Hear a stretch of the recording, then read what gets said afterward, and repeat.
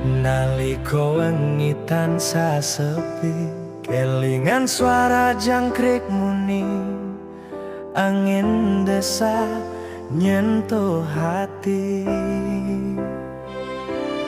gawa kenangan sing suci. Lampu kota padang sumuna, nanging atiku tetep kotor.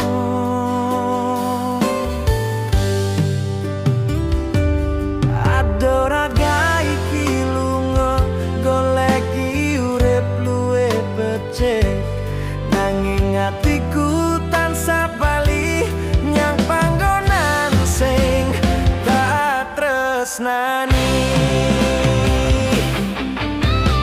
Kelingan omah, kelingan sliramu, suara ibu sing nelpon jenengku. Engkene aku mung iso kangen, ngenteni wektu mulih nang pangkuan. Kelingan talan cilik kuwi lan guyu kanca wektu cilik. Sanajan ado tekan pundi, atiku tetep neng kono bali.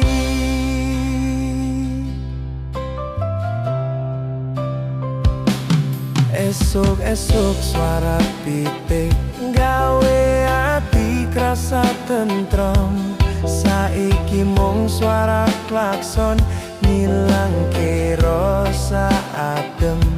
Sego anget lau prasaja, rasane luwe nikmat tinimbang panganan mewah, nanging ora ono rasa.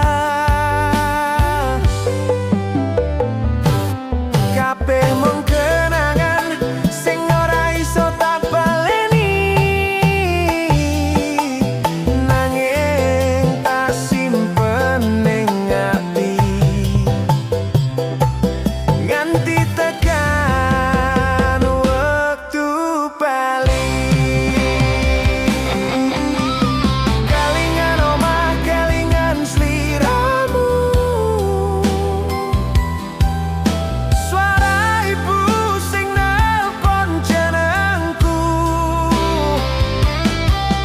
Engkene aku mung iso kangen, ngenteni wektu mulih neng pangkuan. Kelingan dalan cilik kuwi lan guyu kanca wektu cilik.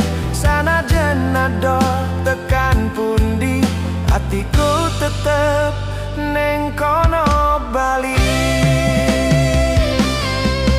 Yen wektu wis maringi dalan, aku bakal mulih maneh nglumpuh karo wong-wong sing tak tresnani,